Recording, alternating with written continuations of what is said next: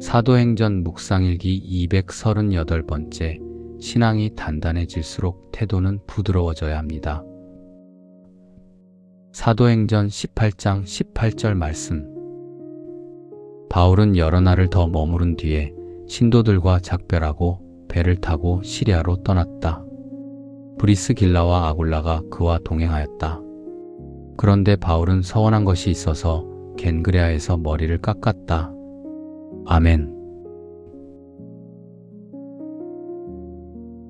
좋은 아침입니다. 밤새 비가 내리네요.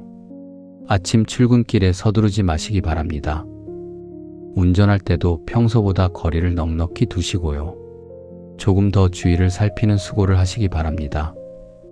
비 오는 날의 작은 배려가 누군가에게는 큰 안전이 될지도 모릅니다. 오늘도 몸과 마음을 잘 돌보며 평안하게 하루를 시작하시기를 바랍니다. 바울은 고린도에서 오랫동안 복음을 전했습니다. 약 2년 가까이 머물렀던 것으로 보입니다. 꽤 긴 시간을 고린도에 머물렀는데요. 그래서인지 훗날 바울은 고린도 교회에 대한 깊은 애정을 드러내기도 했죠. 이제 바울은 고린도를 떠나 시리아로 돌아가려고 합니다. 시리아는 처음 출발지였던 시리아 안디옥을 말합니다. 그런데 그와 동행한 이들이 있었는데요. 그들은 브리스길라와 아굴라였습니다. 사실 그들은 고린도에서 처음 만난 사람들이었죠. 그러나 함께 천막을 만들고 함께 어려움을 견디고 함께 복음을 전하면서 귀한 동역자가 되었습니다. 이제 그들은 같은 마음, 같은 사명을 품은 동지로 새로운 길도 함께 떠납니다. 그런데 오늘 본문에는 조금 특이한 내용이 등장하는데요. 오늘 본문이 18절 한 절에 그친 이유는 바로 이 부분 때문입니다. 그 내용은 다음과 같습니다. 사도행전 18장 18절 하반절. 그런데 바울은 서원한 것이 있어서 겐그레아에서 머리를 깎았다.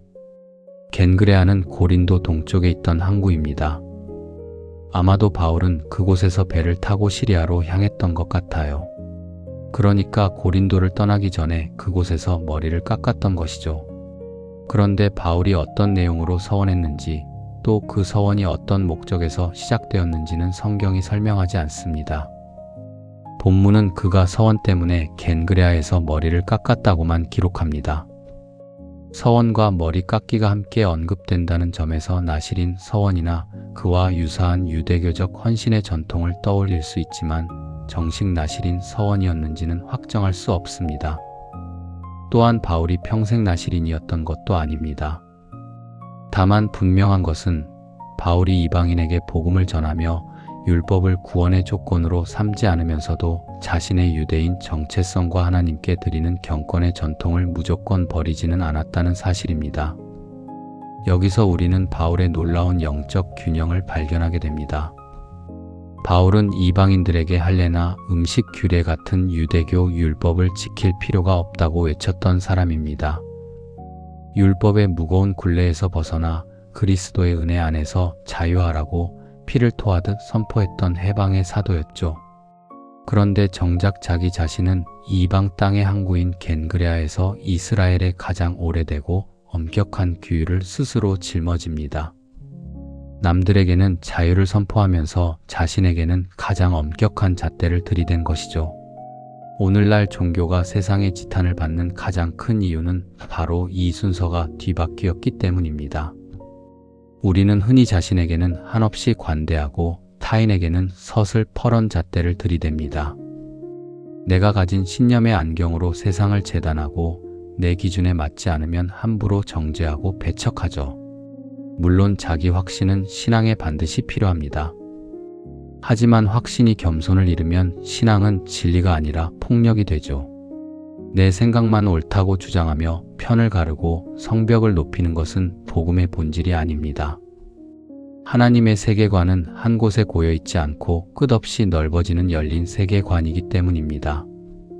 바울이 겐그레아에서 보여준 영성은 이러한 폐쇄적 태도를 완벽하게 해체합니다. 바울은 하나님을 향한 자기 자신의 결단과 헌신에는 한치의 타협도 없이 엄격했습니다. 그러나 그 무거운 짐을 이방인이나 초신자들에게 결코 강요하지 않았습니다. 나는 율법의 매인자처럼 살지라도 당신들은 그리스도의 은혜 안에서 자유하라고 배려한 것입니다. 우리의 일상에서도 이런 일들은 자주 일어납니다. 예를 들어 경건한 삶을 위해 술과 담배를 멀리하기로 스스로 결단할 수 있습니다. 그것은 하나님 앞에서의 아름다운 자기 절제의 헌신입니다. 하지만 내가 그것을 절제한다고 해서 그렇게 하지 못하는 타인을 신앙이 없다며 정죄하거나 손가락질할 수는 없습니다. 내가 의롭다고 믿는 행동이 다른 사람을 찌르는 칼날이 되어서는 안 됩니다. 동양의 옛 성현들도 화이부동이라 하여 남과 화목하게 지내되 무작정 동화되지는 않는 유연한 삶을 귀하게 여겼습니다. 참된 신앙인은 단단한 중심을 가지되 태도는 언제나 유연해야 합니다. 복음의 핵심은 내가 옳다고 남의 것을 정죄하는 것이 아닙니다. 우리끼리의 울타리를 높여 다른 사람을 배척하는 것도 아니에요. 오히려 세상이 구원을 얻도록 모든 이에게 문을 활짝 열어두는 우주적 가족 공동체를 이루는 것입니다. 내 삶의 주인은 오직 주님이시라는 단단한 확신을 품고 치열하게 자신을 쳐서 복종시켜야 합니다. 그러나 그 확신으로 이웃을 아프게 해서는 안 됩니다. 나를 오래 참고 기다려주신 주님의 신실한 사랑이 있듯이 타인에게도 그들만의 영적 시간과 하나님의 세밀한 이끄심이 있음을 인정해야 하기 때문이죠. 우리의 삶 속에서 구체적인 작은 결단을 소망합니다. 나 자신에게는 엄격한 기준을 적용하여 주님 앞에 온전히 무릎 꿇는 겸손을 연습합시다. 그러나 세상과 이웃을 향해서는 십자가의 끝없는 관용과 용서를 흘려보내야 합니다. 내 생각이 맞다고 남에게 무작정 강요하는 것도, 내 주장이 옳다며 목소리를 높이는 것도 주님께서 십자가를 지시기까지 우리를 기다리시고 인정하시며 지켜주신 복음과는 거리가 멉니다. 진리는 그 자체로 진리일 뿐 남을 판단하지 않습니다. 선한 일은 그 자체로 선할 뿐 남을 향해 칼날을 겨누지 않아요. 오늘 하루 겐그레아 항구에서 머리를 깎으며 홀로 단단하게 결단했던 바울처럼 하나님 앞에서는 깊은 헌신을 드리십시오. 그리고 세상을 향해서는 따뜻하고 부드러운 사랑을 실천하는 날이 되기를 바랍니다.